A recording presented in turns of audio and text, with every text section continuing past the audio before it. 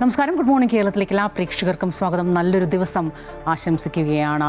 ഇന്ന് അന്താരാഷ്ട്ര ഭിന്നശേഷിയുള്ളവർക്കായുള്ള ദിവസമാണ്. നമുക്കറിയാം, നമ്മൾ പലപ്പോഴും പറയാറുണ്ട്, ഈ ദൈവത്തിൻ്റെ വികൃതികളിലൊക്കെ പെട്ട് ഒരുപക്ഷെ അങ്ങനെ വീണുപോയവർ, ദ്രുതകയത്തിലേക്കൊക്കെ വീണുപോയവർ, അവരെയൊക്കെ കൈപിടിച്ച് മുഖ്യധാരയിലേക്ക്, അത് സാമൂഹിക, സാംസ്കാരിക, രാഷ്ട്രീയ ഏത് മേഖലയിലായാലും അവരെ കൈപിടിച്ച് ഒപ്പം നടത്താൻ, അവരുടെ വെൽബീയിങ്ങിനും സൗഖ്യത്തിനും ഒക്കെ വേണ്ടിയിട്ടുള്ള ഒരു ദിവസം, അവരെ ഒപ്പം കൂട്ടാനുള്ള ഒരു ദിവസമാണ് ഇന്ന്. ഒപ്പം ഇന്ന് അന്താരാഷ്ട്ര കാർഷിക അതായത് അഗ്രികൾച്ചർ എഡ്യൂക്കേഷൻ ഡേ. കൃഷിയെക്കുറിച്ച് നമ്മൾ പഠിപ്പിക്കുന്നു. നമ്മുടെ കർഷകരെയെല്ലാം കൃഷിയിലൂടെ മുന്നോട്ട് കൊണ്ടുവരാൻ, നമുക്കറിയാം ഇന്ത്യ ഒരു കാർഷിക രാജ്യം കൂടിയാണ്, മുന്നോട്ട് കൊണ്ടുവരാൻ നമുക്കറിയാം. ഡോക്ടർ രാജേന്ദ്ര പ്രസാദിൻ്റെ ജന്മദിനമാണ്. അദ്ദേഹം ആദ്യ പ്രസിഡൻ്റായിരുന്നു, സ്വതന്ത്ര ഇന്ത്യയുടെ ആദ്യ അഗ്രികൾച്ചറൽ യൂണിയൻ മിനിസ്റ്റർ കൂടിയായിരുന്നു. അദ്ദേഹത്തിൻ്റെ ജന്മദിനം നമ്മൾ അന്താരാഷ്ട്ര കാർഷിക പഠന ദിനമായി നമ്മൾ ആചരിക്കുന്നു. വിതയ്ക്കുന്നതെല്ലാം നൂറുമേനി കൊയ്യാൻ നമ്മുടെ കർഷകരെ പ്രാപ്തരാക്കുക എന്ന് തന്നെയാണ് നമ്മൾ ഉദ്ദേശിക്കുന്നത്. അത് പറഞ്ഞപ്പോഴാണ് ഈ പറഞ്ഞത്, വിതയ്ക്കുന്നതെല്ലാം കൊയ്യുന്നത് ഒരുപക്ഷെ കൃഷിയിൽ മാത്രമല്ല, നമ്മുടെ പ്രവർത്തന കർമ്മ മണ്ഡലങ്ങളിലായാലും ശരി, വിതയ്ക്കുന്നതെല്ലാം കൃത്യമായി നമ്മൾ കൊയ്തിരിക്കും. അത് രാഹുൽ മാങ്കൂട്ടത്തിലായാലും വാസുവായാലും ആരാണെങ്കിലും. ഇരുവരുടെയും ജാമ്യാപേക്ഷ ഇന്നിപ്പോൾ കോടതിയുടെയൊക്കെ മുന്നിലുണ്ട്. അതിൻ്റെ വിശദാംശങ്ങൾ വരും മണിക്കൂർ. സമഗ്രമായൊരു വാർത്താ ദിവസം തന്നെയാണ്, നിരവധി വാർത്തകളൊപ്പം ഇന്ന് നാവികസേന ദിനം കൂടിയാണ്. ഡിസംബർ 4, 1971 ഇന്ത്യ പാകിസ്ഥാൻ യുദ്ധം നടക്കുന്ന ആ സമയത്ത് ഇന്ത്യ ഒരു ഓപ്പറേഷൻ നടത്തി, ഓപ്പറേഷൻ ട്രൈഡൻറ്റ്. അതായത് ബോട്ട് മിസൈൽസ് ഉപയോഗിച്ച് കറാച്ചി താവളത്തെ, പാകിസ്ഥാൻ്റെ കറാച്ചി താവളത്തെ, തുറമുഖ താവളത്തെ അറ്റാക്ക് ചെയ്തു. ഒരുപക്ഷെ ഇന്ത്യ ആദ്യമായിട്ടാണ് അത്തരത്തിലൊരു യുദ്ധതന്ത്രം പരീക്ഷിക്കുന്നത്. അത് അങ്ങേയറ്റം വിജയിക്കുകയും ചെയ്തു. അതിൻ്റെയൊക്കെ ഒരു സ്മരണ പുതുക്കൽ കൂടിയാണ് ഈ നാവികസേനാ ദിനമായി നമ്മൾ ആചരിക്കുന്നത്. തിരുവനന്തപുരത്താണ്, ശംഖുമുഖത്താണ്, വൈകിട്ടാണ്. ഒരുപാട് നിയന്ത്രണം, ഗതാഗത നിയന്ത്രണം അടക്കമുണ്ട്. സിറ്റിയിലോട്ടൊക്കെ ഇറങ്ങുന്നവർ എന്തായാലും ആ നിയന്ത്രണങ്ങളൊക്കെ ഒന്ന് ശ്രദ്ധിച്ച ശേഷം ഇറങ്ങുക. നമുക്കൊന്ന് തലക്കെട്ടുകളൊക്കെ കണ്ടിട്ട് മടങ്ങി വരാം.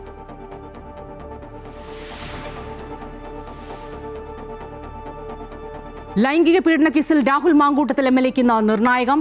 7ാം ദിവസവും രാഹുൽ കാണാമറയത്ത്. രാഹുലിന്റെ മുൻകൂർ ജാമ്യാപേക്ഷ തിരുവനന്തപുരം ജില്ലാ കോടതി ഇന്ന് പരിഗണിക്കും.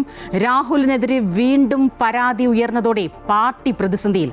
പാർട്ടിയിൽ നിന്ന് പുറത്താക്കാൻ ആലോചന. 2ാം പരാതിയിൽ ഇന്ന് കേസെടുത്തേക്കും. സൈബർ അധിക്ഷേപ കേസിൽ രാഹുൽ ഈശ്വറിന്റെ ജാമ്യാപേക്ഷയും ഇന്ന് കോടതിക്ക് മുന്നിൽ. രാഹുൽ ഈശ്വർ ജയിലിൽ നിരാഹാര സമരം തുടരുന്നു.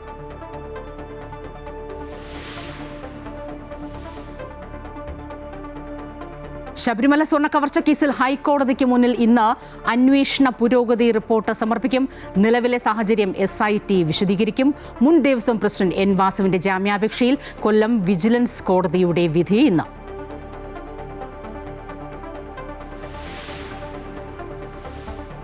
നാവികസേനാ ദിനാഘോഷങ്ങളിൽ പങ്കെടുക്കാൻ രാഷ്ട്രപതി ദ്രൗപദി മുർമു ഇന്ന് തിരുവനന്തപുരത്ത്. നാവികസേനാ ദിനാഘോഷങ്ങൾക്കായി ശംഖുമുഖം ഒരുങ്ങി.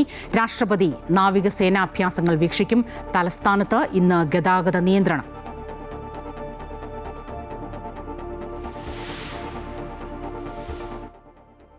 കോട്ടയം നെല്ലാപ്പാറയിൽ വിദ്യാർത്ഥികളുമായി വിനോദയാത്രയ്ക്ക് പോയ ബസ് അപകടത്തിൽപ്പെട്ടത് Thiruvananthapuram Thonnakkal government higher secondary സ്കൂളിലെ വിദ്യാർത്ഥികൾ സഞ്ചരിച്ച ബസ്. പരിക്കേറ്റ കുട്ടികൾ ആശുപത്രിയിൽ.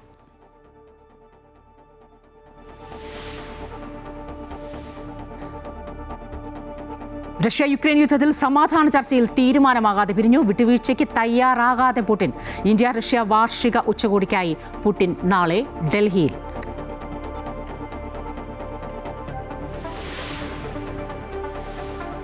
ഇന്ത്യ ദക്ഷിണാഫ്രിക്ക 2ാം ഏകദിനം ഇന്ന്. മത്സരം ഉച്ചയ്ക്ക് 1:30. റായ്പൂരിൽ ജയിച്ചാൽ ഇന്ത്യക്ക് പരമ്പര.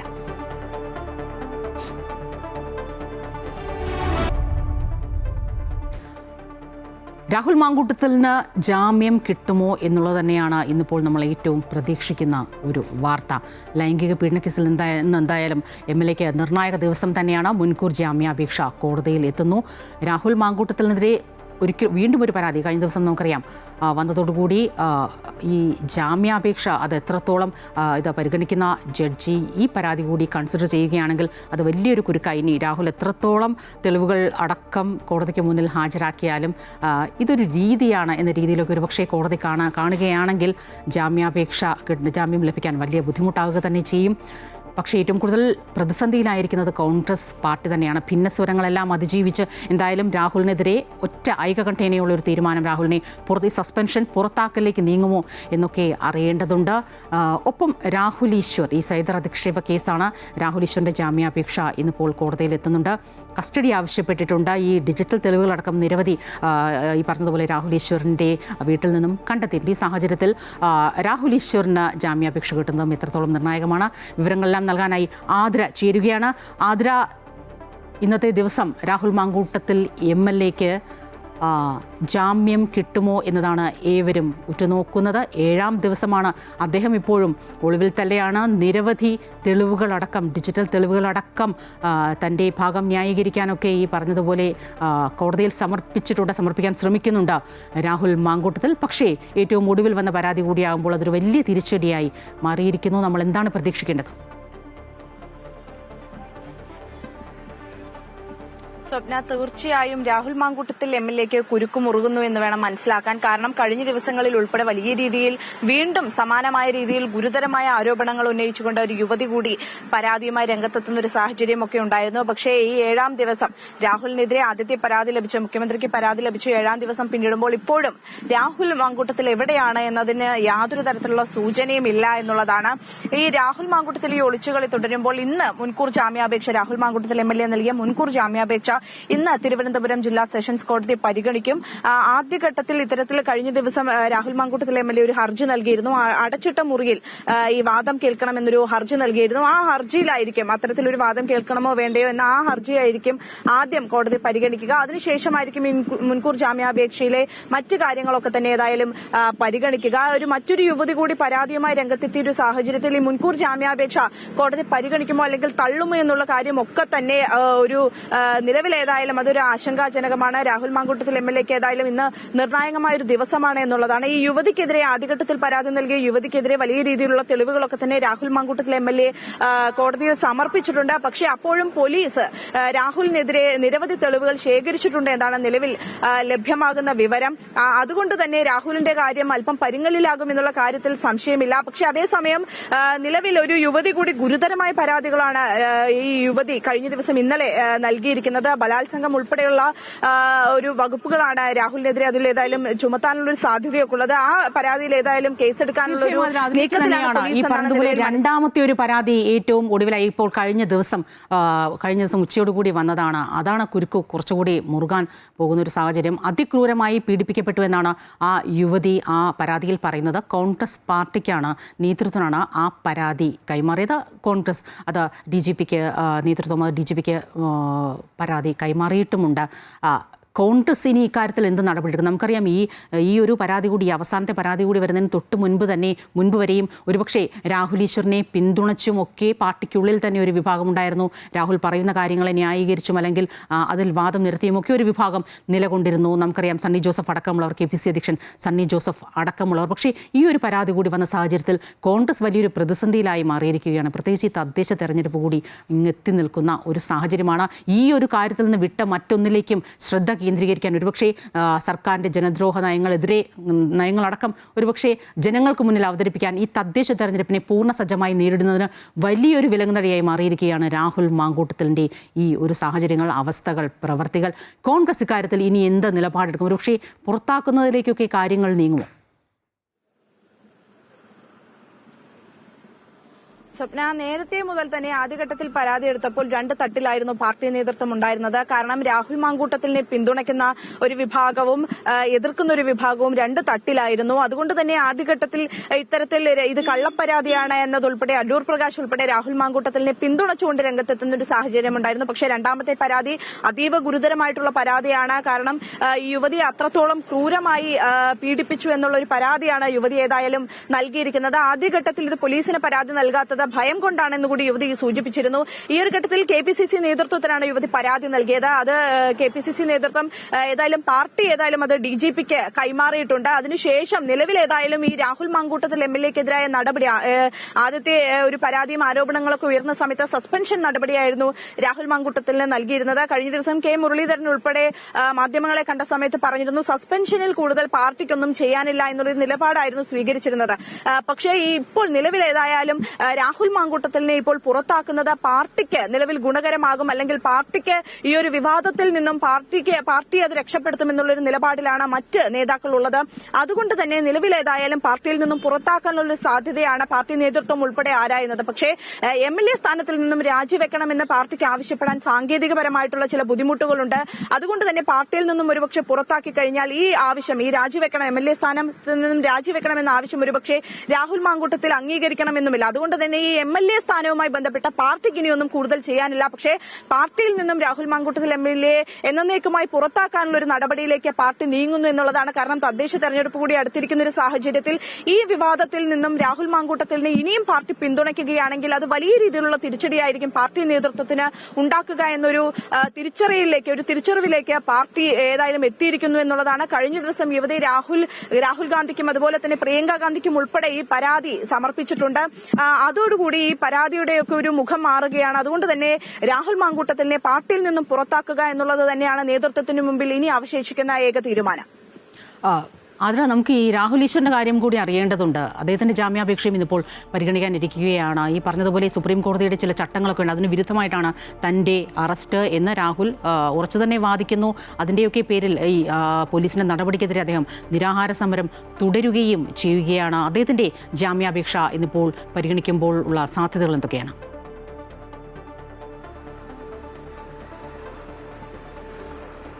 സ്വപ്ന, ഈ രാഹുൽ ഈശ്വർ ഇത്തരത്തിൽ ഈ രാഹുൽ മാങ്കൂട്ടത്തിനെതിരെ പരാതി നൽകിയ യുവതിയെ സൈബർ അധിക്ഷേപം നടത്തിയെന്ന ഒരു പരാതിയിലാണ് രാഹുൽ ഈശ്വർ അറസ്റ്റിലാകുന്നത്.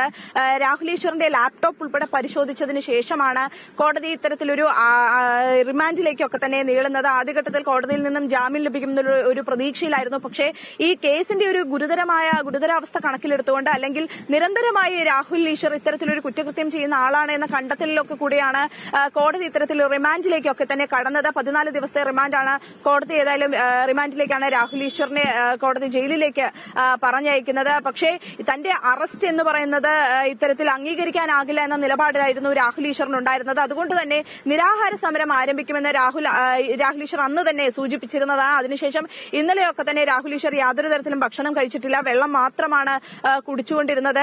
ഏതായാലും നിലവിൽ ഇന്നും രാഹുൽ ഈശ്വർ ഏതായാലും തന്റെ അറസ്റ്റിൽ പ്രതിഷേധിച്ചുകൊണ്ട് നിരാഹാര സമരം തുടരുകയാണ്. അതേസമയം ഇന്ന് രാഹുൽ ഈശ്വറിന്റെ ജാമ്യാപേക്ഷ കോടതി പരിഗണിക്കുമെന്നാണ് അറിയാൻ സാധിക്കുന്നത്. തിരുവനന്തപുരം ജില്ലാ സെഷൻസ് കോടതി തന്നെയാണ് രാഹുൽ ഈശ്വറിന്റെ ഈ സൈബർ അധിക്ഷേപ കേസിലെ കോടതി തന്നെയാണ് ഇത്തരത്തിൽ ഈ ജാമ്യ ഹർജി പരിഗണിക്കുക. ഏതായാലും ഇന്ന് രാഹുൽ ഈശ്വറിനും ഒരു നിർണായകമായ ദിവസം തന്നെയാണ്. ഈ ജാമ്യ ഹർജി കോടതി എന്ത് തീരുമാനമായിരിക്കും എടുക്കുക എന്ന കാര്യങ്ങളൊക്കെ തന്നെ ഇന്നായിരിക്കും അറിയാൻ സാധിക്കുക. അതേസമയം ഈ സൈബർ അധിക്ഷേപ പരാതിയിൽ സംസ്ഥാനത്തൊട്ടാകെ ഇന്നലെ മാത്രം 3 കേസുകൾ രജിസ്റ്റർ ചെയ്തു. കഴിഞ്ഞ 3 ദിവസത്തിനുള്ളിൽ ഏകദേശം 20ഓളം കേസുകളാണ് ഈ സൈബർ അധിക്ഷേപ പരാതിയിൽ കോടതി ഏതായാലും രജിസ്റ്റർ ചെയ്തിരിക്കുന്നത്. ഇനി വരുന്ന ദിവസങ്ങളിലും ഒരുപക്ഷെ കേസുകളുടെ എണ്ണം വർദ്ധിക്കാനുള്ള ഒരു സാധ്യതയാണുള്ളത്. ഏതായാലും ഇന്ന് രാഹുൽ മാങ്കൂട്ടത്തിലിനും അതുപോലെ തന്നെ രാഹുൽ ഈശ്വറിനും നിർണായകമായ ദിവസങ്ങളാണ്. രാഹുൽ ഈശ്വർ തന്റെ അറസ്റ്റിൽ പ്രതിഷേധിച്ച് ഇന്നും നിരാഹാര സമരം ജയിലിൽ തുടരുകയാണ്. തീർച്ചയായും അതിൽ സൂചിപ്പിച്ചതുപോലെ തന്നെയാണ് കാര്യങ്ങൾ. വരും മണിക്കൂറുകൾ ഏറെ നിർണായകമാണ്. ഈ പറഞ്ഞതുപോലെ ജാമ്യാപേക്ഷ തള്ളുകയാണെങ്കിൽ, രാഹുൽ മാങ്കൂട്ടത്തിലിൻ്റെ കാര്യത്തിലാണ്, ജാമ്യാപേക്ഷ തള്ളുകയാണെങ്കിൽ ഒരുപക്ഷേ അറസ്റ്റിലേക്കൊക്കെ, പിടിച്ചു കെട്ടിയുള്ള അറസ്റ്റിലേക്കൊക്കെ, പിടികിട്ടാപ്പുള്ളി രാഹുൽ മാങ്കൂട്ടത്തിലിനെ കണ്ടെത്തിയുള്ള അറസ്റ്റിലേക്കൊക്കെ ഒരുപക്ഷെ കാര്യങ്ങൾ നീങ്ങിയേക്കും. എന്തായാലും വരും മണിക്കൂറുകൾ നിർണായകമാണ്, നമുക്ക് കാത്തിരിക്കാം. ഒപ്പം ഇന്ന് മറ്റു ചില ജാമ്യാപേക്ഷകൾ കൂടി നിർണായകമായ വിഷയങ്ങളിൽ ഇന്ന് കോടതികൾക്ക് മുന്നിൽ എത്തുന്നുണ്ട്. ദേവസ്വം ബോർഡ് മുൻ പ്രസിഡന്റും കമ്മീഷണറുമായ എൻ വാസുവിൻ്റെ ജാമ്യാപേക്ഷയിൽ കൊല്ലം വിജിലൻസ് കോടതി ഇന്നിപ്പോൾ വിധി പറയും. കേസിലെ 3ാം പ്രതിയാണ് വാസു. കട്ടിളപ്പാളിയിലെ സ്വർണ്ണപ്പാളികൾ ചെമ്പാണ് എന്ന് എഴുതിയത് വാസു കമ്മീഷണറായിരുന്ന ആ സമയത്തെ വാസുവിൻ്റെ നിർദ്ദേശപ്രകാരമായിരുന്നുവെന്നും അത് ഉണ്ണികൃഷ്ണൻ പോറ്റിക്ക് കൈമാറിയത് വാസുവിൻ്റെ അറിവോടെയാണ് എന്നും SIT കൃത്യമായി കണ്ടെത്തിയിട്ടുണ്ട്. എന്തായാലും SIT ഇന്ന് ഹൈക്കോടതിക്ക് മുന്നിൽ ശബരിമല സ്വർണ്ണ കവർച്ചാ കേസിലെ അന്വേഷണ പുരോഗതി റിപ്പോർട്ട് കൂടി സമർപ്പിക്കാനിരിക്കുകയാണ്. സുധീഷ് ചേരുന്നു ഏറ്റവും പുതിയ വിവരങ്ങളുമായി.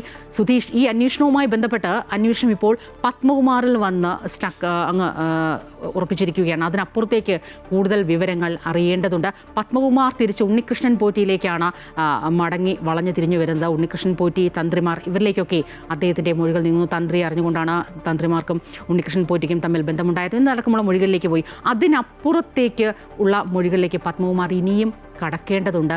ഈ സാഹചര്യങ്ങളെല്ലാം ഇന്നിപ്പോൾ SIT ഹൈക്കോടതിയിൽ അറിയിക്കില്ലേ? പ്രത്യേകിച്ച് SITയുടെ അന്വേഷണ സമയ കാലാവധി അവസാനിക്കുകയാണ്. പക്ഷേ ഇപ്പോഴും കൃത്യമായ ഒരു വ്യക്തതയിലേക്കൊക്കെ ഈ കൊള്ള സംബന്ധിച്ച്, ശബരിമലയെ സ്വർണ്ണക്കൊള്ള സംബന്ധിച്ച് കൃത്യമായി എത്താനായി സാധിച്ചിട്ടില്ല. ഈ സ്വർണം കണ്ടെടുക്കുന്നതടക്കമുള്ള കാര്യങ്ങൾ ഇനിയും ഒരുപാട് ബാക്കിയാണ്. പ്രധാന വൻ മീനുകളിലേക്കൊന്നും ഈ ഒരു അന്വേഷണം ഇനിയും എത്തിയിട്ടില്ല എന്ന് വേണം ഒരുപക്ഷേ മനസ്സിലാക്കാൻ. ആ സാഹചര്യത്തിലാണല്ലോ ഇപ്പോൾ SIT ഇന്നിപ്പോൾ 3ാമത്തെ റിപ്പോർട്ട് ഹൈക്കോടതിയിൽ സമർപ്പിക്കുന്നത്. ഒപ്പം ഇന്നിപ്പോൾ വാസുവിൻ്റെ ജാമ്യാപേക്ഷയും കൊല്ലം വിജിലൻസ് കോടതിയിലെത്തുന്നു. എന്തൊക്കെ കാര്യങ്ങൾ വാസു തനിക്ക് ജാമ്യം നൽകണമെന്നാവശ്യപ്പെട്ട് അപേക്ഷയിൽ പറയുന്നു? തീർച്ചയായും സ്വപ്ന, വാസു കൊല്ലം വിജിലൻസ് കോടതിയിൽ നൽകിയിരിക്കുന്ന ജാമ്യാപേക്ഷയിൽ പ്രധാനമായും സൂചിപ്പിച്ചിരിക്കുന്നത് ഈ ഒരു സംഭവത്തിൽ താൻ നിരപരാധിയാണ്, കുറ്റക്കാരനല്ല. പ്രധാനമായും ഈ ഒരു കേസിൽ, കട്ടളപ്പാളിയിലെ സ്വർണ്ണ കേസിൽ അത് ചെമ്പ് എന്ന് രേഖപ്പെടുത്തിയത് തന്റെ സമയത്തായിരുന്നു. താൻ ആ സമയത്ത് സർവീസിൽ ഉണ്ടായിരുന്നില്ല, ദേവസ്വം ബോർഡ് കമ്മീഷണർ ആയിരുന്നില്ല എന്ന തരത്തിലുള്ള ഒരു ജാമ്യ ഹർജി വാദം, അല്ലെങ്കിൽ ഈ സമയത്ത് അദ്ദേഹത്തിന്റെ അഭിഭാഷകർ ഈ ജാമ്യ ഹർജി വാദം പരിഗണിക്കുമ്പോൾ ഉന്നയിച്ചിരുന്നു.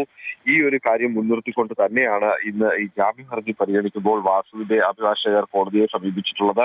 ഏതായാലും വാസുവിന്റെ ജാമ്യ ഹർജിയിൽ കോടതി ഇന്ന് വിധി പറയും.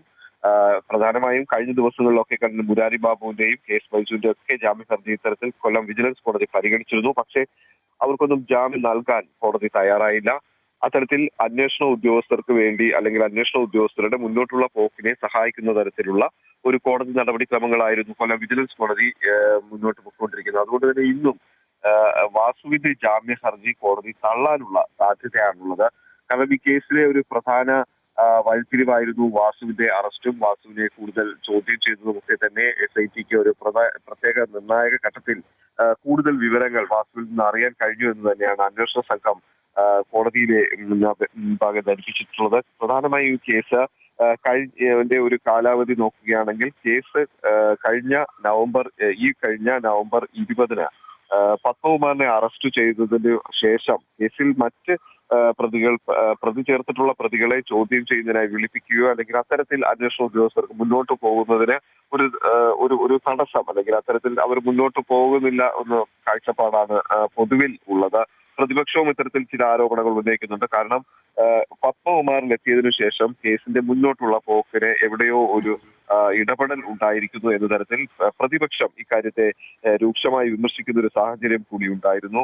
അതുകൊണ്ട് തന്നെ പ്രതിപക്ഷം ഉന്നയിച്ചിരുന്ന ചില പേരുകൾ, അതായത് ദേവസ്വം മന്ത്രിയായിരുന്ന കടകംപള്ളി ഉൾപ്പെടെയുള്ളവരിലേക്ക് ഈ അന്വേഷണം എത്തുന്നു.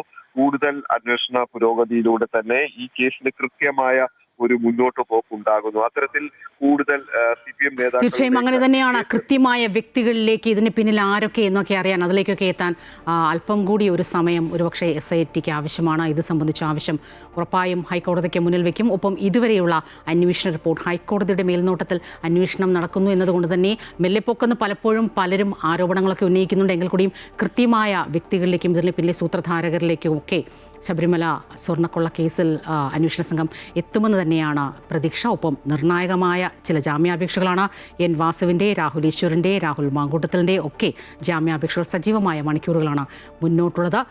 തലസ്ഥാന നഗരിയിലാണ് ഇത്തവണത്തെ നാവികസേന ദിനാഘോഷങ്ങൾ. രാഷ്ട്രപതി ദ്രൗപദി മുർമു ഇന്ന് തിരുവനന്തപുരത്തെത്തും. വൈകുന്നേരത്തോടെ എത്തുന്ന രാഷ്ട്രപതി ആഘോഷ പരിപാടിയിൽ മുഖ്യാതിഥിയായി പങ്കെടുത്ത നാവികസേന അഭ്യാസങ്ങൾ വീക്ഷിക്കും. എന്തായാലും നാവികസേന ദിനാഘോഷങ്ങൾക്കായി ശംഖുമുഖം ഒരുങ്ങിക്കഴിഞ്ഞു. വിവരങ്ങളുമായി ആതിര ചേരുകയാണ്. ആതിര, ഒരുപക്ഷെ തലസ്ഥാനവാസികൾക്ക് ഒരു നയനാനന്ദകരമായ വിരുന്നായി മാറാനൊരുങ്ങുന്നു യുദ്ധക്കപ്പലുകളും പടക്കോപ്പുകളുമൊക്കെ നമ്മുടെ ശംഖുമുഖത്തിൻ്റെ തീരത്ത് നമുക്ക് സാധാരണക്കാർക്കടക്കം കാണാൻ സാധിക്കുന്നു. ഇത്തവണത്തെ നാവികസേനാ ദിനാഘോഷം തലസ്ഥാന നഗരിയിൽ ശംഖുമുഖത്ത് ഒരുക്കങ്ങളൊക്കെ എത്രത്തോളം, എങ്ങനെയൊക്കെയാണ് പരിപാടികൾ ആസൂത്രണം ചെയ്തിരിക്കുന്നത്?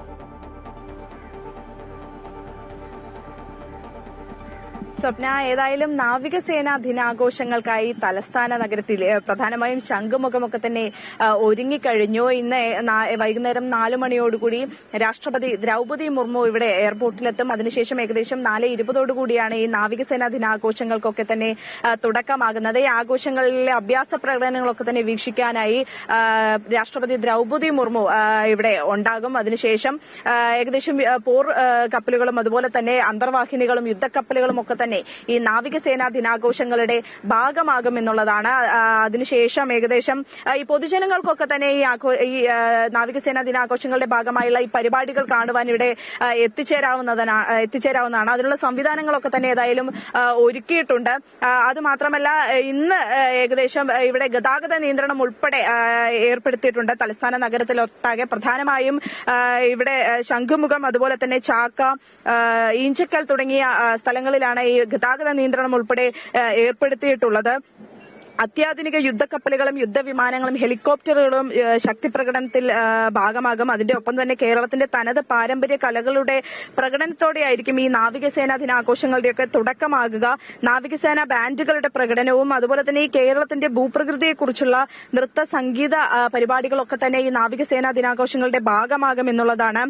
ഈ എയർപോർട്ടിലേക്ക് എത്തുന്ന യാത്രക്കാർക്കാണ് പ്രധാനമായും ഈ നിയന്ത്രണങ്ങളൊക്കെ തന്നെ പ്രധാനമായും ശ്രദ്ധിക്കേണ്ടത്. കാരണം ഈ 4 മണിയോടുകൂടിയാണ് ഈ പരിപാടികളൊക്കെ തന്നെ ആരംഭിക്കുക. ഏകദേശം 4:20 പൂർണ്ണതോതിൽ ഈ പരിപാടികളൊക്കെ ആരംഭിക്കും. അതിന് ഇവിടെ KSRTC ബസ്സുകളുടെ സൗകര്യമൊക്കെ യാത്രക്കാർക്കായിട്ട് ഒരുക്കിയിട്ടുണ്ട്. ഇവിടെ എത്തുന്നവർ അത്തരത്തിൽ ഈ KSRTC ബസ്സുകളുടെ സേവനമൊക്കെ ഉപയോഗിക്കാം. കാരണം ഇവിടെ കൃത്യമായ രീതിയിൽ പാർക്കിങ്ങിനൊക്കെ നിയന്ത്രണം ഏർപ്പെടുത്തിയിട്ടുണ്ട് എന്നുള്ളതാണ്. സമയപരിമിതി ഞാൻ ഒന്നുകൂടി ചോദിക്കട്ടെ, ഈ തലസ്ഥാന നഗരിയിൽ ഗതാഗത നിയന്ത്രണം അടക്കമുണ്ടല്ലോ, ഒന്ന് പെട്ടെന്ന് പറയാമോ?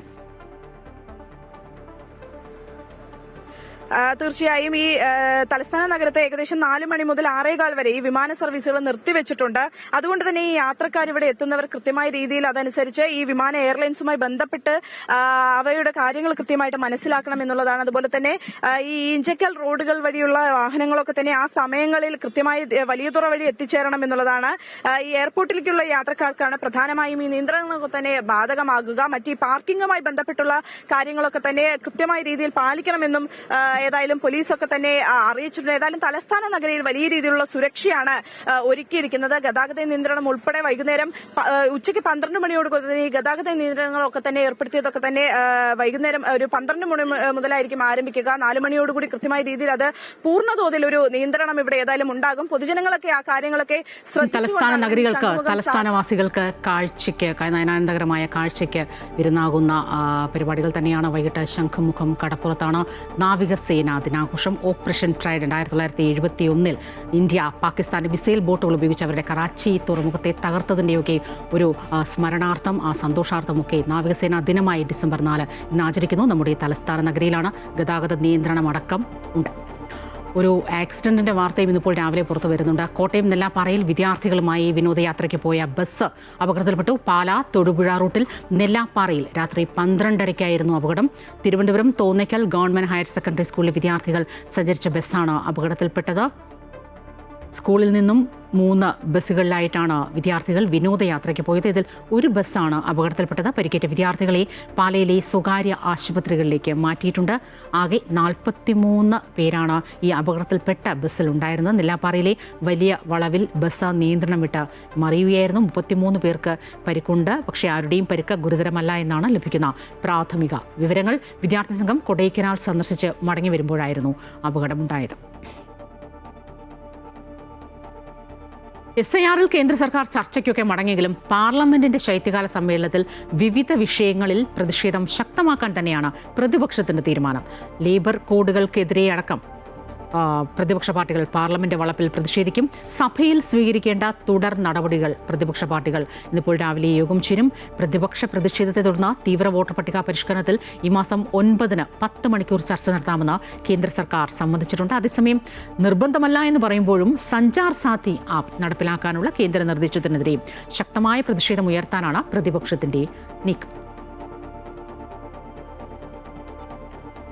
3 ദിവസത്തെ ദുബായ് സന്ദർശനത്തിന് ശേഷം മുഖ്യമന്ത്രി പിണറായി വിജയൻ തിരിച്ചെത്തിയിട്ടുണ്ട്. ഇതോടെ 5 ഗൾഫ് രാജ്യങ്ങളിലെ മുഖ്യമന്ത്രിയുടെ സന്ദർശനം പൂർത്തിയായി.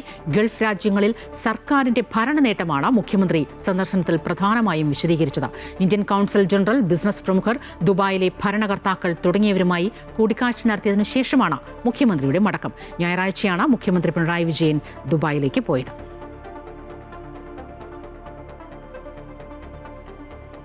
റഷ്യ യുക്രൈൻ യുദ്ധത്തിന്റെ സമാധാന ചർച്ചകളിൽ തീരുമാനമായില്ല. അങ്ങനെ ആകില്ല എന്ന് തന്നെയാണ് നമ്മൾ തുടക്കത്തിൽ തന്നെ മുൻപ് സൂചിപ്പിച്ചതും.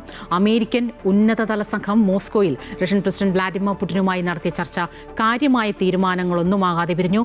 യുക്രൈൻ യുദ്ധം അവസാനിപ്പിക്കാനുള്ള അമേരിക്കൻ പ്രസിഡന്റ് ഡൊണാൾഡ് ട്രംപിന്റെ ശ്രമങ്ങൾക്ക് യൂറോപ്യൻ രാഷ്ട്രങ്ങൾ തടസ്സം നിൽക്കുന്നു എന്നാണ് പ്രധാനമായും കുറ്റപ്പെടുത്തുന്നത്, അല്ലെങ്കിൽ യുക്രൈൻ കുറ്റപ്പെടുത്തുന്നത്, പുടിൻ കുറ്റപ്പെടുത്തുന്നത്. യൂറോപ്പ് മുന്നോട്ട് വെച്ച സമാധാന ശ്രമങ്ങൾ, നിർദ്ദേശങ്ങൾ ഒരുപക്ഷെ റഷ്യയ്ക്ക് സ്വീകാര്യമല്ല.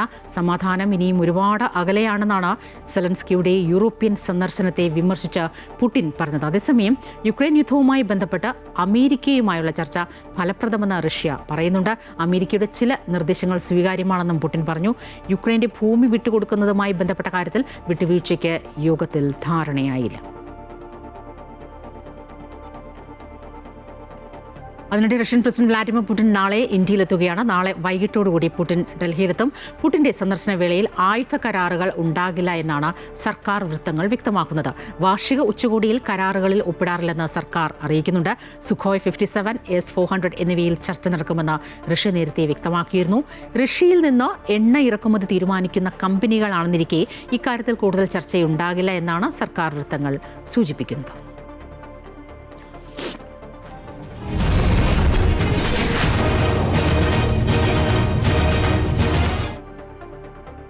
തിരുവനന്തപുരം കോർപ്പറേഷനിൽ ഏറ്റവും ശ്രദ്ധേയമായ മത്സരം നടക്കുന്ന വാർഡാണ് നേമം. BJPക്ക് ഏറെ സ്വാധീനമുള്ള വാർഡിൽ മുൻ കൗൺസിലർ MR ഗോപനെയാണ് മത്സരിപ്പിക്കുന്നത്. എന്നാൽ യൂത്ത് കോൺഗ്രസ് ജില്ലാ അധ്യക്ഷൻ നേമം ഷെജീറിലൂടെ മണ്ഡലം പിടിക്കാനാകും എന്നാണ് UDFന്റെ പ്രതീക്ഷ. വാർഡിന്റെ തുടക്കകാലത്ത് CPIയുടെ തട്ടകമായിരുന്ന നേമത്ത് ഇക്കുറി ലോക്കൽ കമ്മിറ്റി അംഗം ബിജു ചിഹ്നത്തിലാണ് കളത്തിലിറങ്ങിയിട്ടുള്ളത്. BJP ആദ്യമായി അക്കൗണ്ട് തുറന്ന ഒരേ ഒരു നിയമസഭാ മണ്ഡലമായ നേമത്തെ കോർപ്പറേഷൻ വാർഡ്. കഴിഞ്ഞ 2 തവണയും BJP തന്നെയാണ് നേമം വാർഡ് നിലനിർത്തിയിട്ടുള്ളത്. കഴിഞ്ഞ നിയമസഭാ ലോക്സഭാ തെരഞ്ഞെടുപ്പുകളുടെ കണക്കുകൾ പരിശോധിച്ചാൽ നേമം വാർഡിൽ BJP ആണ് മുന്നിട്ട് നിൽക്കുന്നത്. ഇത്തവണ BJP കളത്തിലിറക്കിയിരിക്കുന്നത് 4 തവണ കൗൺസിലറായിരുന്ന MR ഗോപനെയാണ്. വാർഡിലെ വികസന നേട്ടങ്ങൾ ഉയർത്തിയാണ് സ്ഥാനാർത്ഥി വോട്ട് തേടുന്നത്. കഴിഞ്ഞ 10 വർഷമായി ഈ നാടിൻ്റെ സമ്പൂർണ്ണമായിട്ടുള്ള വികസന പ്രവർത്തനം നടപ്പിലാക്കാൻ സാധിച്ചു എന്ന ആത്മവിശ്വാസത്തോടെയാണ് ഞങ്ങൾ ഈ തെരഞ്ഞെടുപ്പിനെ നേരിടുന്നത്. അധികാരത്തിൽ വരാൻ സാധിക്കുകയാണെങ്കിൽ ഇന്നലെ വരെ തിരുവനന്തപുരം നഗരം കാണാത്ത ഏറ്റവും വലിയ വികസിതമായിരിക്കും ഉദ്ദേശിക്കുന്നത്. 45 നമുക്ക് അധികാരം കിട്ടിയാൽ 45 ദിവസത്തിനുള്ളിൽ പ്രധാനമന്ത്രി തന്നെ ഇവിടെ വന്ന് ഈ അനന്തപുരിക്ക് വേണ്ടിയിട്ടുള്ള നിരവധി സംഭാവനകൾ പ്രഖ്യാപിക്കും. എന്നാൽ UDF ആകട്ടെ യുവമുഖത്തെ കന്നി അംഗത്തിനിറക്കി നേമത്ത് BJPയുടെ തേരോട്ടം അവസാനിപ്പിക്കാമെന്ന കണക്കുകൂട്ടലിലാണ്. യൂത്ത് കോൺഗ്രസ് ജില്ലാ അധ്യക്ഷൻ നേമം ഷജീറാണ് ഇവിടെ കോൺഗ്രസ് സ്ഥാനാർത്ഥിയായി മത്സരിക്കുന്നത്. 2010 മുതൽ 5 വർഷക്കാലം നേമം വാർഡ് കോൺഗ്രസിന്റെ കൈകളിലായിരുന്നു. സ്ട്രീറ്റ് ലൈറ്റുകൾ ഇല്ലാത്ത സ്ഥലങ്ങളുണ്ട്, അടച്ചുറപ്പുള്ള വീടുകളില്ലാത്ത സ്ഥലമുണ്ട്, ശുദ്ധമായ കുടിവെള്ളമില്ലാത്ത സ്ഥലങ്ങളുണ്ട്.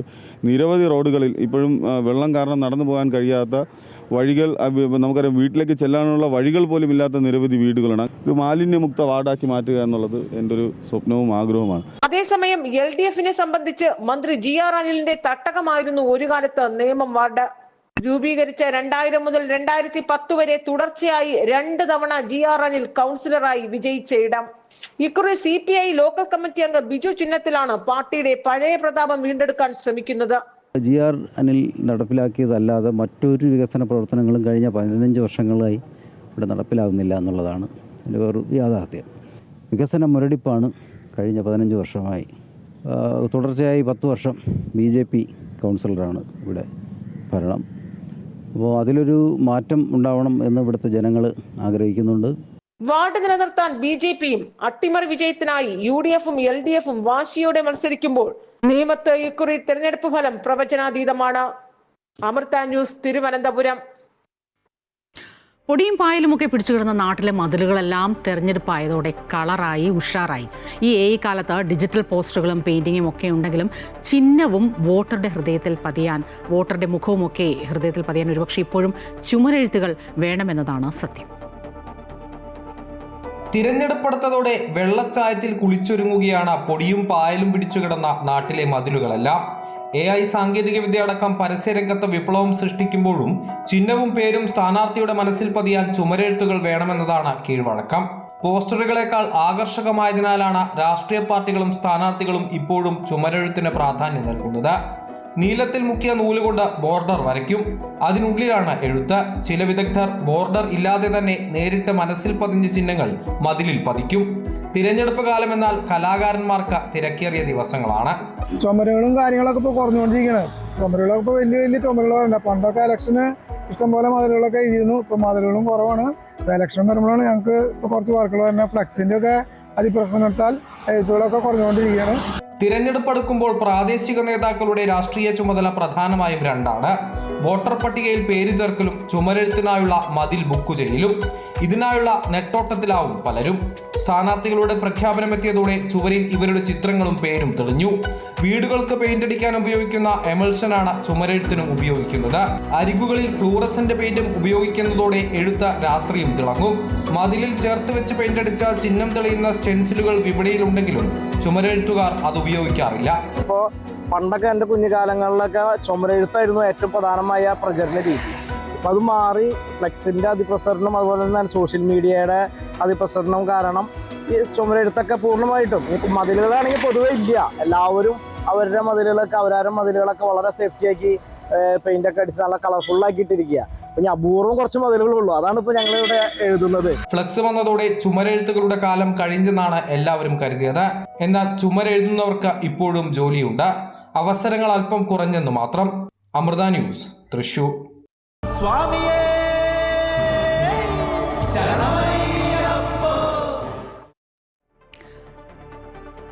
ശബരിമല വിശേഷങ്ങളിലേക്കാണ്. ശബരിമലയിൽ ഇന്നും നല്ല തിരക്ക് അനുഭവപ്പെടുന്നുണ്ട്. ഇന്നലെ രാത്രി ശബരിമലയിൽ മഴയും പെയ്തിരുന്നു. നട അടയ്ക്കുന്നതിന് മുൻപുള്ള അവസാന മണിക്കൂറുകളിൽ മഴ ഭക്തരെ കാര്യമായി തന്നെ ബാധിച്ചിട്ടുണ്ട്. രാകേഷ് ചേരുകയാണ് ശബരിമലയിൽ നിന്ന്.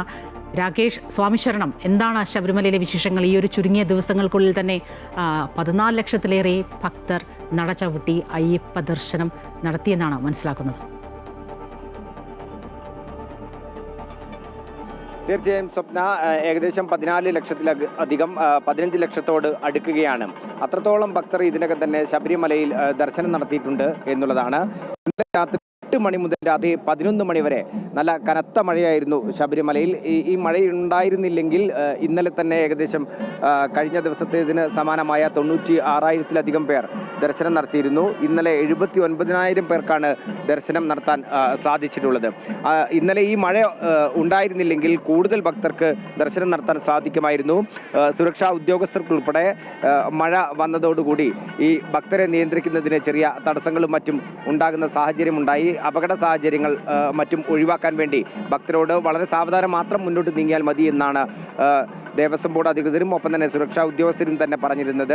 നമുക്കറിയാം, ശബരിമല ആസ്ഥാനത്ത് മുഴുവൻ തന്നെ നിലത്ത് നെയ്യ് അഭിഷേകത്തിനെത്തിക്കുന്ന നെയ്യും മറ്റും കലർന്നിരിക്കുന്ന ഒരു സാഹചര്യം കൂടെയുണ്ട്. അതുകൊണ്ട് അപകട സാഹചര്യങ്ങൾ ഒഴിവാക്കുന്നതിന് വേണ്ടി ഭക്തരെ വളരെ സാവധാനം മാത്രമാണ് നിയന്ത്രിക്കുന്ന സാഹചര്യം ഉണ്ടായിട്ടുള്ളത്.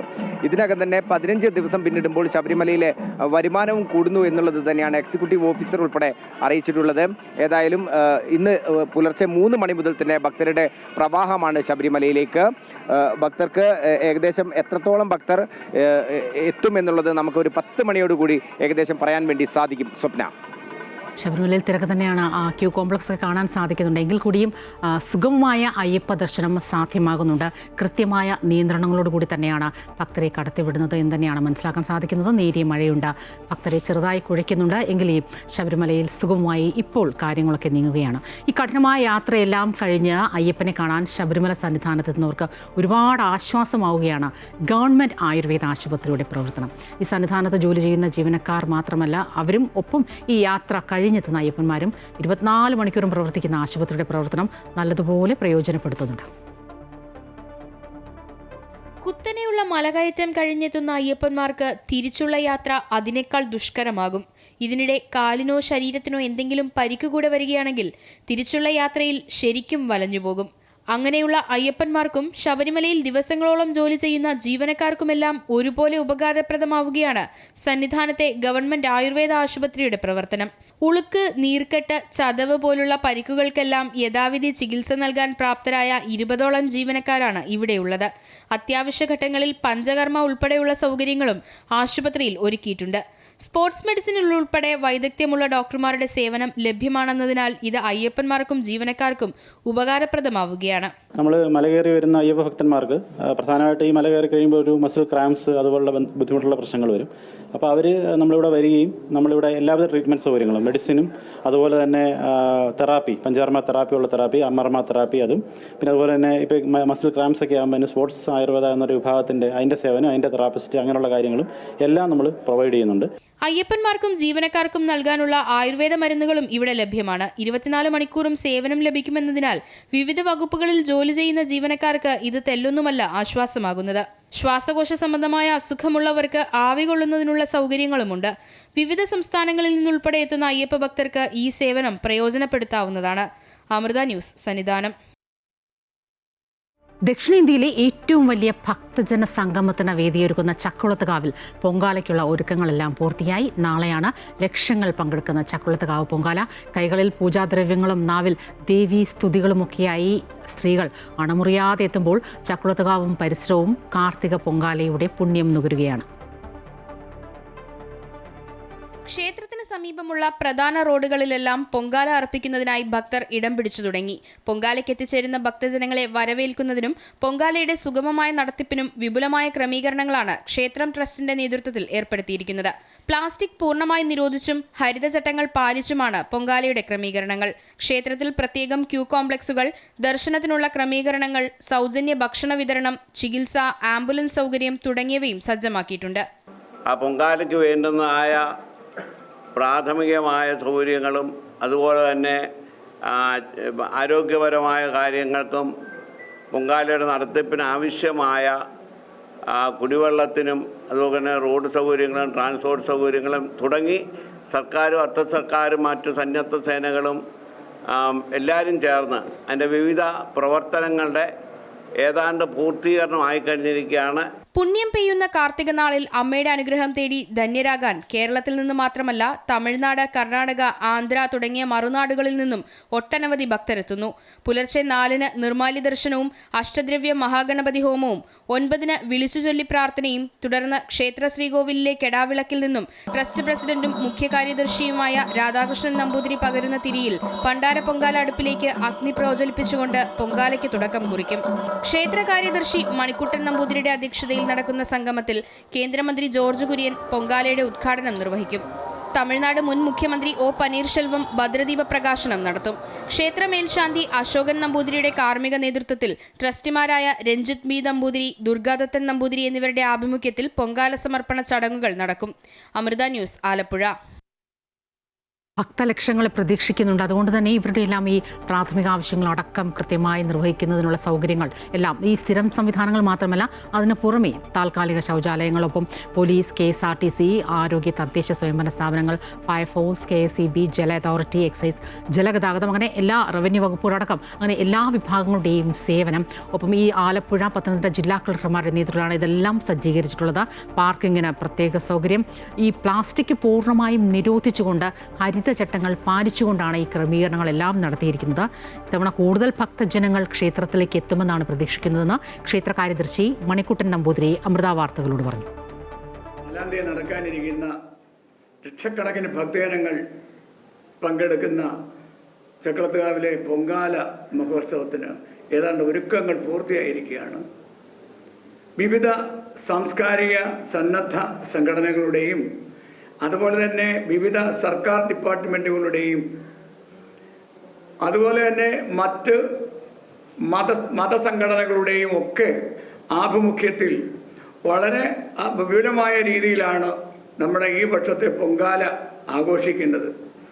കഴിഞ്ഞ വർഷങ്ങളിലേക്കാൾ കൂടുതൽ ഭക്തജനങ്ങളായിരിക്കും ഈ പൊങ്കാല മഹോത്സവത്തിൽ പങ്കെടുക്കുന്നത്.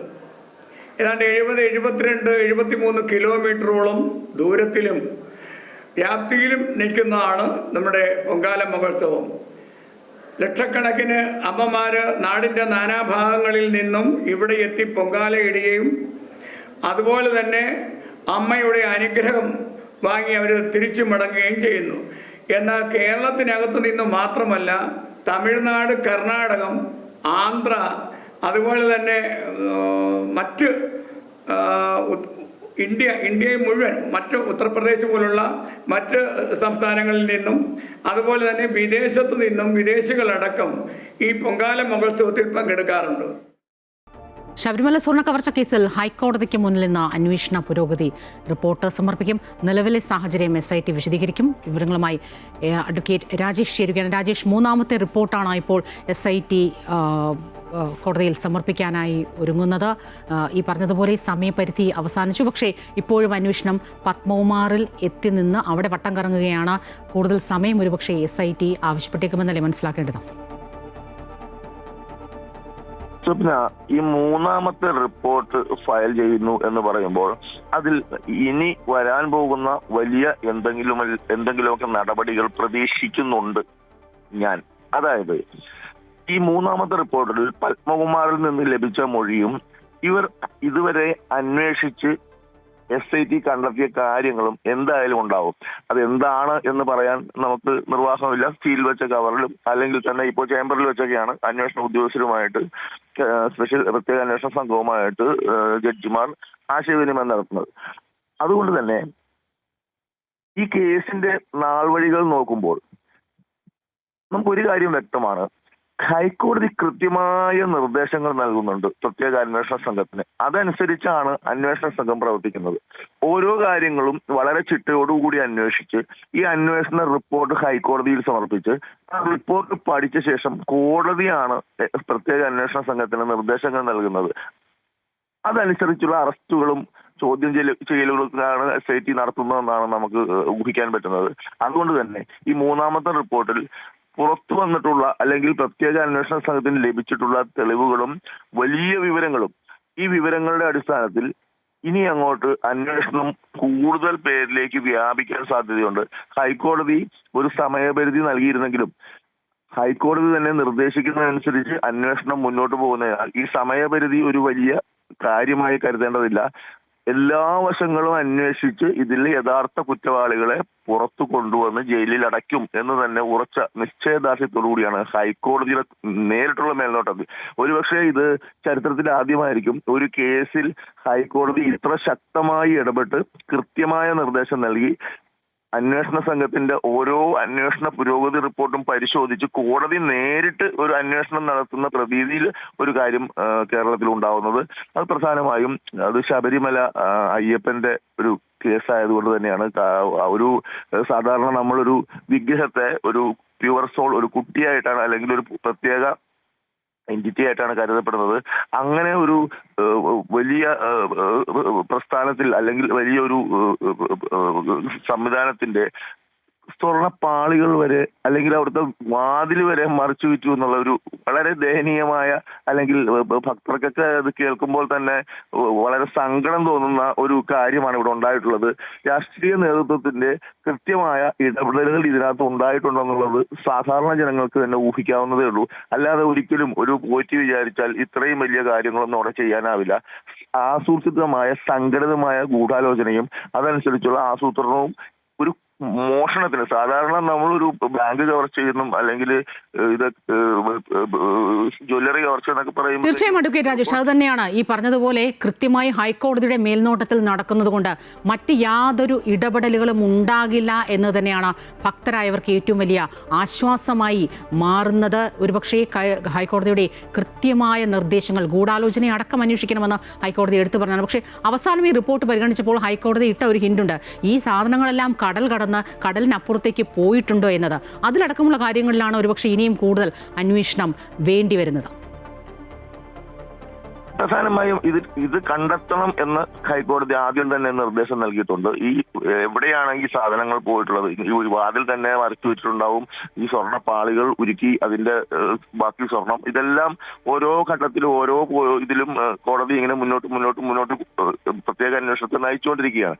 ഇത് ആരുടെ കയ്യിലെത്തി എന്നുള്ള കാര്യങ്ങളൊക്കെ വരാനിരിക്കുന്നുള്ളൂ. അതിനു മുൻപ് ഇതിൽ ഇടപെട്ട മുഴുവൻ ആൾക്കാരെ നമ്മളുടെ ഈ ദേവസ്വം ബോർഡുമായിട്ടും അല്ലെങ്കിൽ ശബരിമലയായിട്ടും ബന്ധപ്പെട്ട് തന്നെ ഇതിലിടപെട്ട മുഴുവൻ ആളുകൾ ഇതുവരെ പുറത്തു വന്നിട്ടില്ല. പത്മകുമാർ തന്നെ പറഞ്ഞ ദൈവതുല്യനായ ആൾ ആരാണ്? ഇതെല്ലാം പുറത്തു വരണം. ഇതെല്ലാം പുറത്തു വന്ന് ഇവരിൽ നിന്നുള്ള മുഴുവൻ മൊഴികളും തെളിവുകളും ശേഖരിച്ചാൽ മാത്രമേ ഈ കടൽ കിടന്നിട്ടുണ്ടോ, അതല്ലെങ്കിൽ ഏതെങ്കിലും കോടീശ്വരന്റെ വീട്ടിൽ പൂജാമുറിയിൽ ഇതൊക്കെ ഇരിപ്പുണ്ടോ?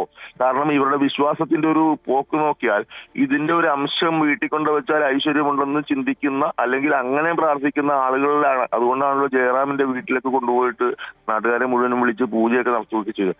അപ്പൊ അതുകൊണ്ട് ഈ വാതിൽപ്പാളിയുടെ കഷ്ണമായിട്ട് മുറിച്ചു കൊടുത്താൽ പോലും അതിന്റെ ഡിവൈൻ മൂല്യം, ആ ദൈവികമായ മൂല്യം കരുതപ്പെടുന്ന ആൾക്കാർ കോടികൾ നൽകിയിട്ടുണ്ടാവും. അപ്പോ എവിടെയാണ് ഇതൊക്കെ എത്തിപ്പെട്ടിട്ടുള്ളത് എന്നുള്ള കാര്യം അത് അന്വേഷണത്തിന്റെ 4ാം ഘട്ടമോ 5ാം ഘട്ടമോ ആവാം. അതിനു മുമ്പ് ഇവിടെയുള്ള ആസൂത്രകരെ മുഴുവനും പ്രത്യേക അന്വേഷണ സംഘത്തിന് പുറത്തു കൊണ്ടുവരേണ്ടി വരും. അവരുടെ മൊഴിയും കൂടി ചേർത്ത് ഇപ്പോൾ വന്ന മൊഴിയും കൂടി വായിക്കുമ്പോഴാണ് ഇത് എവിടെയാണ് ഇത് വിറ്റിട്ടുള്ളതെന്ന് അത് അവസാന ഘട്ടത്തിലായിരിക്കും അത് വരുന്നത്. അത് തീർച്ചയായും അങ്ങനെ തന്നെയാണ് മനസ്സിലാക്കേണ്ടത്. ഇതിനൊക്കെ അപ്പുറം ഈ ഉദ്യോഗസ്ഥ വൃന്ദത്തിനപ്പുറം രാഷ്ട്രീയ തലത്തിലേക്കൊക്കെ ഇതിൻ്റെ ഒരു വ്യാപ്തി നീങ്ങിയിട്ടുണ്ടോ എന്നൊക്കെ മനസ്സിലാക്കേണ്ടതുണ്ട്. എന്തായാലും ഹൈക്കോടതിയുടെ നിരീക്ഷണത്തിൽ കൃത്യമായ നിർദ്ദേശങ്ങളോടുകൂടി തന്നെയാണ് അന്വേഷണ സംഘം മുന്നോട്ട് പോകുന്നത്. ഇപ്പോൾ പത്മകുമാറിൽ എത്തി നിൽക്കുന്നു. അവിടെ നിന്ന് എങ്ങോട്ട് എന്ന് തന്നെയാണ് അറിയേണ്ടത്. അന്വേഷണ പുരോഗതി റിപ്പോർട്ട് 3ാമത്തെ റിപ്പോർട്ടാണ് ഇന്നിപ്പോൾ സമർപ്പിക്കാനൊരുങ്ങുന്നത്. 6 ആഴ്ചയിലെ കാലാവധിയാണ് നിശ്ചയിച്ചിരുന്നത്. ഇപ്പോൾ ആ സമയം കഴിഞ്ഞൊരു സാഹചര്യത്തിൽ ഈ പ്രതികളെ ഇപ്പോൾ കസ്റ്റഡിയിലുള്ള പ്രതികളടക്കം ഒരുമിച്ചിരുത്തി ചോദ്യം ചെയ്യേണ്ട ഒരു സാഹചര്യങ്ങൾ കൂടി നിലവിലുണ്ട്. ഹൈക്കോടതി ഇന്നിപ്പോൾ റിപ്പോർട്ട് പരിഗണിക്കും. രാജേഷാണ് വിവരങ്ങൾ നൽകിയത്.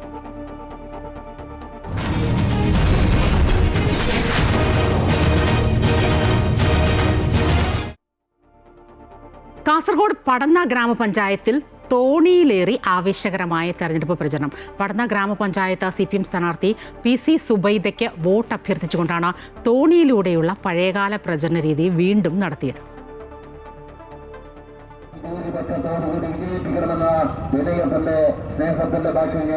കോളാമ്പി മൈക്കും തോരണങ്ങളുമായി സ്ഥാനാർത്ഥിക്ക് വോട്ടഭ്യർത്ഥിച്ചുകൊണ്ട് കവായി കായലിലെ ഓളങ്ങൾ കീറിമുറിച്ച് തോണി നീങ്ങി. ഓർമ്മകൾ പതിറ്റാണ്ടുകൾക്ക് പിന്നിലേക്ക് പോയാൽ പ്രദേശത്ത് തിരഞ്ഞെടുപ്പ് കാലത്തെ സാധാരണമായിരുന്ന കാഴ്ചകളായിരുന്നു ഇത്.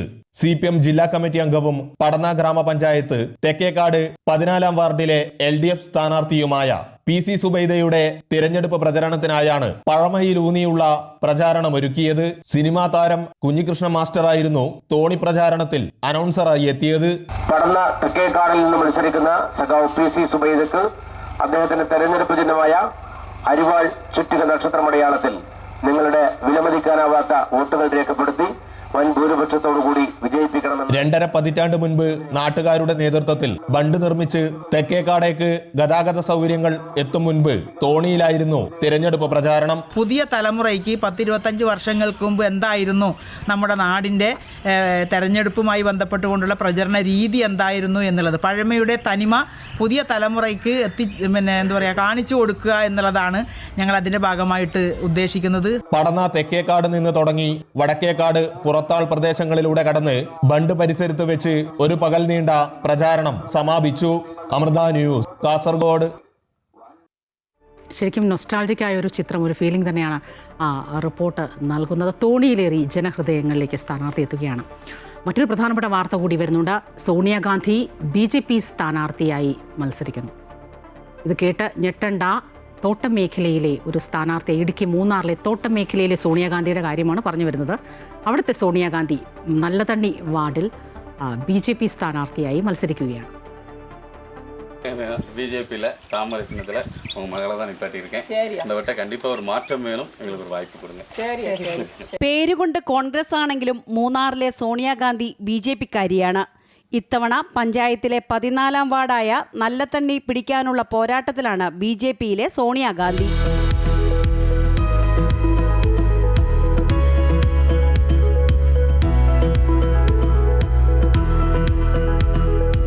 നല്ലതണ്ണി കല്ലാറിലെ മുതിർന്ന കോൺഗ്രസ് പ്രവർത്തകനായ ദുരൈരാജിന്റെ മകളാണ് സോണിയാഗാന്ധി. കോൺഗ്രസ് നേതാവായ സോണിയാഗാന്ധിയോടുള്ള ഇഷ്ടം മൂലമാണ് മകൾക്ക് ദുരൈരാജ് ഈ പേര് നൽകിയത്. என்னோட அப்பாவுக்கு UDF மேலே கொஞ்சம் இல்லை நிறையவே அவருக்கு ஆசை. அதனால அவர் சின்ன வயசாக இருக்கும்போது எனக்கு இந்த பேரை வச்சுட்டாங்க. என்னோட பேர் சோனியாகாந்தி தான். எங்கள் அப்பா வச்ச பேர். எங்கள் குடும்பத்தில் எல்லாருமே காங்கிரஸ் உள்ள ஆளுங்க தான். இப்போ என்னோட ஹஸ்பண்ட் BJP-ல இருக்காங்க. அவங்க BJP-ல இருக்கனால அவருக்காக சப்போர்ட்டிவாக நானும் இருக்கேன். அதனால இந்த சோனியாகாந்தி என்ற நான் BJP-ல மത്സരിக்கிறேன். സോണിയാഗാന്ധിയുടെ ഭർത്താവ് സുഭാഷ് BJP പ്രവർത്തകനാണ്. ഭർത്താവിനൊപ്പം പൊതുപ്രവർത്തന രംഗത്ത് ഇറങ്ങിയതോടെയാണ് സോണിയാഗാന്ധിയും BJPക്കാരിയായത്.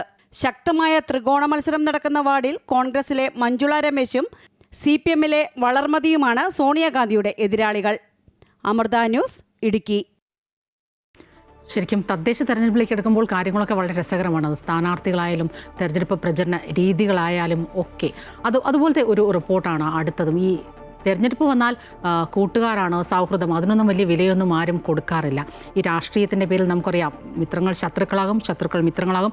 അവസാന നിമിഷം വരെ കാലുമാറ്റി ചവിട്ടലുകളും കളം മാറി ചവിട്ടലുകളും ഒക്കെയാണ് നമ്മൾ കാണാൻ സാധിക്കുന്നത്.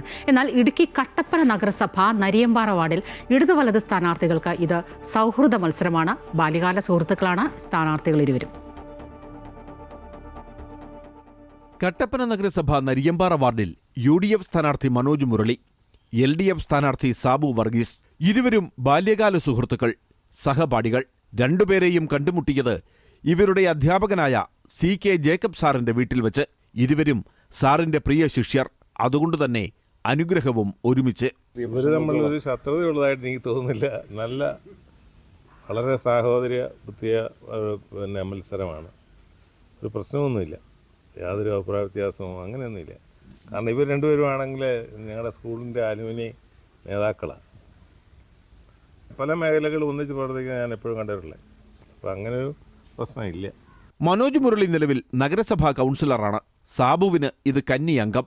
തെരഞ്ഞെടുപ്പ് പോരാട്ടം സൗഹൃദത്തിന് ഒരു പോറൽ പോലും ഏൽപ്പിക്കില്ലെന്ന് ഇരുവർക്കും ഉറപ്പ്. എനിക്ക് തോന്നുന്നത് കട്ടപ്പന നഗരസഭയിലെ ഏറ്റവും സൗഹാർദ്ദപരമായ ഒരു മത്സരം നടക്കുന്ന ഒരു സ്ഥലമായിരിക്കും. ഇത് കഴിഞ്ഞ് എല്ലാ ദിവസവും വൈകുന്നേരം ഞങ്ങളിപ്പോഴും വടക്കടയിൽ കാണുന്നുണ്ട്. ഞങ്ങൾ പരസ്പരം ഇതിനു മുമ്പ് എങ്ങനെയായിരുന്നു അതിനേക്കാൾ കുറച്ചുകൂടെ ബന്ധത്തിൽ ഊഷ്മളത വരുത്തിക്കൊണ്ട് തന്നെയാണ് ഞങ്ങളുടെ ജീവിതം മുമ്പോട്ട് പോയിക്കൊണ്ടിരിക്കുന്നത്. സാബുവിൻ്റെ രാഷ്ട്രീയ ചിന്താഗതി എന്നും വ്യത്യസ്തമായിരുന്നു.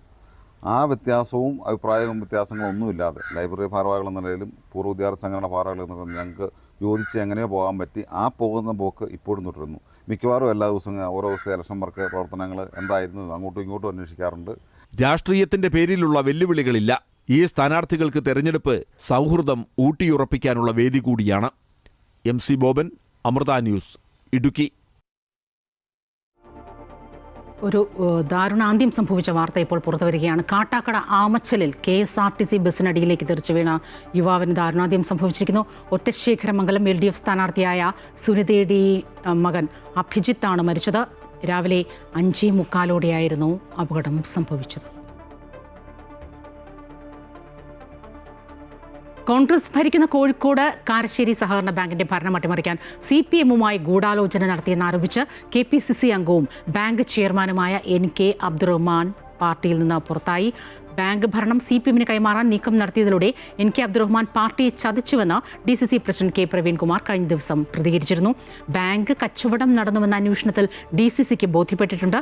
തുടർന്ന് റിപ്പോർട്ട് ഇന്നലെ തന്നെ KPCCക്കും കൈമാറിയിട്ടുണ്ട്.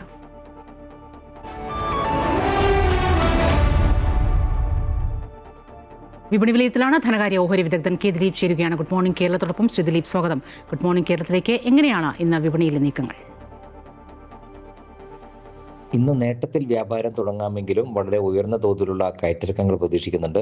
ഇന്നലെയും വിപണിയിൽ ഈ ഒരു കയറ്റിറക്കങ്ങൾ പ്രകടമായിരുന്നു. നഷ്ടത്തിലായിരുന്നു ഇന്നലെ വ്യാപാരം അവസാനിപ്പിച്ചത്.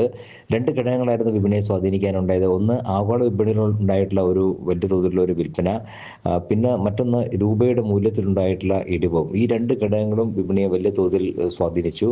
മാത്രമല്ല, വിദേശ നിക്ഷേപ സ്ഥാപനങ്ങൾ തുടരുന്ന വിൽപ്പന ഇപ്പോഴും തുടരുക തന്നെയാണ്. ഇന്നലെയും വിദേശ നിക്ഷേപ സ്ഥാപനങ്ങളുടെ ഭാഗത്തു നിന്നും വലിയ തോതിലുള്ള വിൽപ്പനയുണ്ടായിരുന്നു. എന്നാൽ അത് മറികടക്കുന്ന രീതിയിൽ ആഭ്യന്തര നിക്ഷേപ സ്ഥാപനങ്ങൾ വിപണിയിൽ ഇടപെട്ടിരുന്നെങ്കിൽ കൂടിയും ചെറുകിട നിക്ഷേപകരുടെ ഒരു വിൽപ്പനയായിരുന്നു ഇന്നലെ വിപണിയെ വലിയ തോതിൽ താഴേക്ക് നീങ്ങുന്നതിന് പ്രേരിപ്പിച്ചത്. ഇനി ഇവിടെ നിന്ന് അങ്ങോട്ട് വിപണിയുടെ നീക്കം സുഗമമാകണമെങ്കിൽ പ്രധാന പ്രതിരോധ നിലവാരമായ 26,300 എന്നുള്ള നിലവാരം മുൻനിര സൂചിക ഭേദിച്ച് വ്യാപാരം നടക്കേണ്ടതുണ്ട്. ഒപ്പം തന്നെ വിപണിയുടെ ഇപ്പോഴുണ്ടായിട്ടുള്ള ഈ ഒരു മുന്നേറ്റത്തിൽ ഭാഗഭാക്കാകാതിരുന്ന ചില മേഖലകൾ, പ്രത്യേകിച്ചും IT മേഖല, FMCG മേഖല തുടങ്ങിയവയിൽ കൂടെ ഒരു നിക്ഷേപ താല്പര്യമുണ്ടാവുകയാണെങ്കിൽ തീർച്ചയായും അത് വിപണി മുന്നോട്ട് നീങ്ങുന്നതിന് സഹായമാവുകയും ചെയ്യും. എന്തായാലും വരും ദിവസങ്ങളിലും വലിയ തോതിലുള്ള കയറ്റിറക്കങ്ങൾ വിപണിയിൽ പ്രതീക്ഷിക്കുന്നുണ്ട്. ഇന്ന് നേട്ടത്തിൽ തന്നെയായിരിക്കും വ്യാപാരം തുടങ്ങുക.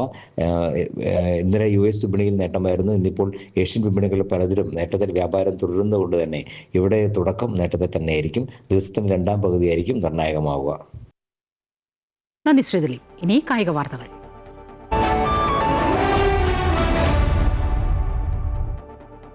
ദക്ഷിണാഫ്രിക്കയ്ക്കെതിരായ ഏകദിന ക്രിക്കറ്റ് പരമ്പര ലക്ഷ്യമിട്ട ഇന്ത്യ ഇന്നിറങ്ങും. റായ്പൂർ സ്റ്റേഡിയത്തിൽ ഉച്ചയ്ക്ക് 1:30-ക്കാണ് മത്സരം. ആദ്യ ഏകദിനത്തിൽ 17 റൺസിന് ജയിച്ച ഇന്ത്യ 3 മത്സരങ്ങളടങ്ങിയ പരമ്പരയിൽ 1-0 മുന്നിലാണ്. റിപ്പോർട്ടോടെ ഗുഡ് മോർണിംഗ് കേരളം പൂർണ്ണമാവുകയാണ്. കൂടുതൽ വാർത്തകൾ അമൃത ന്യൂസ് യൂട്യൂബ് ചാനൽ തുടരും. നമസ്കാരം.